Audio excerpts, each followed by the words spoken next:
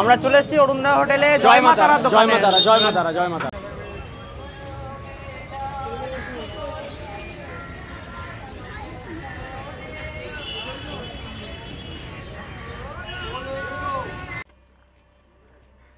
আমরা এখন দাঁড়িয়ে আছি বোলপুর শান্তিনিকেতন স্টেশনের 2 নম্বর প্ল্যাটফর্মে। আর আজকে আমরা যাচ্ছি দীঘা।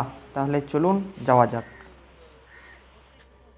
চলে এসেছি বন্ধুরা নতুন আর একটা ভিডিও নিয়ে, নতুন আর একটা জায়গায়। আজকে যাচ্ছি দীঘা। আর আমরা আজকে যে ট্রেনে এলাম সেটা হলো 03048 ডাউন, রামপুরহাট থেকে হাওড়া বিশ্বভারতী ফার্স্ট প্যাসেঞ্জারে। আর এখন আমরা দাঁড়িয়ে আছি হাওড়া স্টেশনে। আর দীঘা যাওয়ার আমরা যাচ্ছি কান্ডারি এক্সপ্রেসে, মানে ওই কান্ডারি এক্সপ্রেসে যেতে এখন কান্ডারি এক্সপ্রেস ছাড়তে দেরি করছে। তাহলে আমরা এখন কলকাতার কিছু কিছু জায়গা ঘুরবো। তাহলে চলুন আমিও যাই, আপনারাও চলুন। আর আমার চ্যানেলে এখন অবধি যারা নতুন আছেন, যারা এখন অবধি আমার চ্যানেলটিকে সাবস্ক্রাইব করেননি, সাবস্ক্রাইব করতে ভুলবেন না। লাইক এবং কমেন্ট অবশ্যই করবেন। আর আমার চ্যানেলে অনেকেই আছেন যারা আমার ভিডিওগুলো দেখেন কিন্তু সাবস্ক্রাইব করেন না, সাবস্ক্রাইব করবেন। এটা আপনাদের জন্য ফ্রি, কিন্তু এতে আমার খুব হেল্প হয়। আমাকে অনেকেই বলেন যে আমি কার সঙ্গে ঘুরতে যাওয়াটা বেশিরভাগ বন্ধুদের সাথেই হয়। আমাদের এই বন্ধুগুলো আছে, এই দেখুন, আবার হাই করে দাও সবাই। হাওড়া স্টেশন থেকে বেরিয়ে এবারে আমরা চাপবো হাওড়া মেট্রোতে। আপনারা অনেকেই শুনেছেন গঙ্গার নিচে দিয়ে মেট্রো। তাহলে চলুন ওই গঙ্গার নিচেতে যে মেট্রো চলে তাতে চাপা যাক।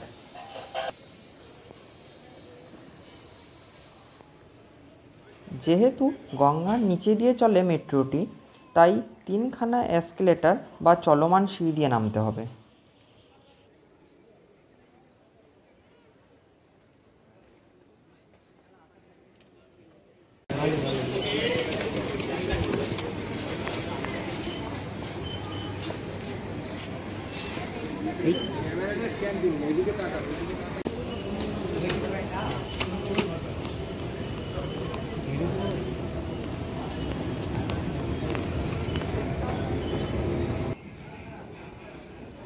এটি হলো হাওড়া মেট্রো স্টেশন। আর প্রচণ্ড ভিড় থাকার জন্য মেট্রোর ভেতরে ভিডিওটা করতে পারিনি। হাওড়াতে মেট্রো ধরে আমরা সোজা চলে গেছিলাম এসপ্ল্যানেডে। এসপ্ল্যানেডে নামার পর আমরা অরুণদার হোটেল গিয়েছিলাম খাওয়া দাওয়া করার জন্য।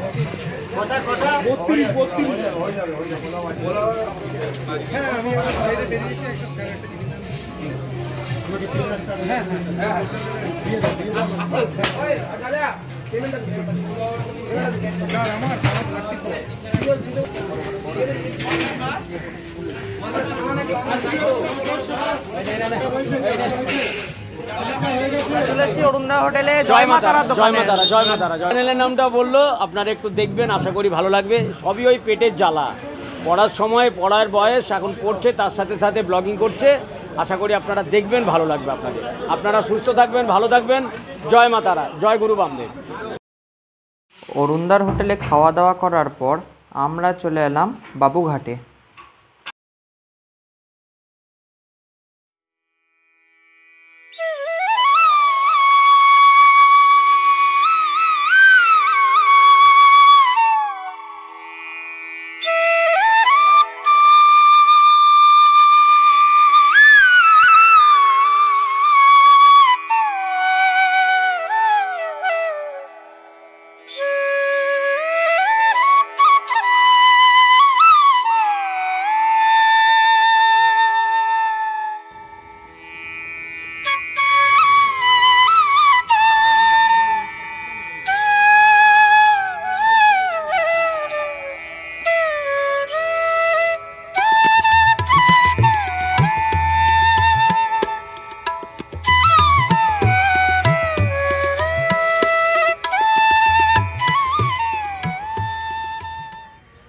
এখানে গঙ্গা আরতি হয়।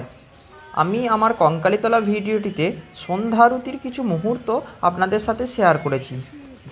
যারা এখন অবধি আমার সেই ভিডিওটি দেখেননি, ডেসক্রিপশনে লিঙ্ক দেওয়া থাকলো, দেখতে ভুলবেন না।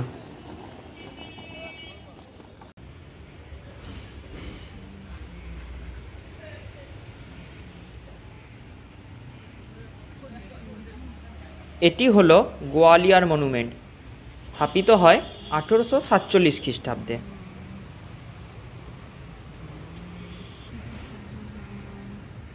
বাবুঘাট থেকে আমরা সোজা চলে এলাম প্রিন্সেপ ঘাটে। আর বাবুঘাট আর প্রিন্সেপ ঘাট দুটোই ঠিক পাশাপাশি। বাবুঘাট ও প্রিন্সেপ ঘাট এই ঘাটগুলো খোলা থাকার সময় হলো সকাল 5টা থেকে রাত্রি 11টা পর্যন্ত। পৌঁছে গেছি বন্ধুরা দীঘাতে।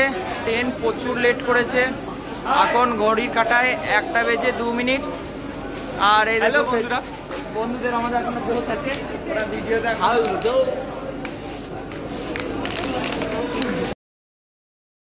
এটি হলো দীঘা স্টেশন। দীঘা স্টেশনে নামার পর আমরা সোজা চলে গেলাম আমাদের হোটেলে। হোটেলটা মোটামুটি 700 মিটারের মতো দূর ছিল। তাহলে চলুন হোটেলে যাওয়া যাক। আমরা ছিলাম অমিত হোটেলে, আর আমরা যে রুমে ছিলাম সেটি হলো 507 নাম্বার রুম। বিছানাটা দেখে বুঝতেই পারছেন 3 জনায় ভালোভাবে শোয়া যাবে। আর এখানে একটা আয়না আছে, আর এখানে একটা ওয়ার্ড্রপের মতো আছে, জিনিসপত্র রাখতে পারবেন। এবারে সোজা চলে যাই একবার বাথরুমটা দেখে নিতে। চলুন বাথরুমের ভেতরে যাওয়া যাক। এখানে কুমোট আছে, জল ঠিকঠাকই পড়ছিল, আয়না, বেসিন। এখানে একটা টিভি আছে, আর পাশে একটা ছোট্ট বারান্দা আছে। এই রুমগুলো আমাদের পড়েছিল 600 টাকা করে। শনি ও রবিবারের জন্য সেটার ভাড়া ছিল 800 টাকা। তাহলে আমি এই হোটেলের নাম্বার আপনাদের সাথে শেয়ার করে দিচ্ছি।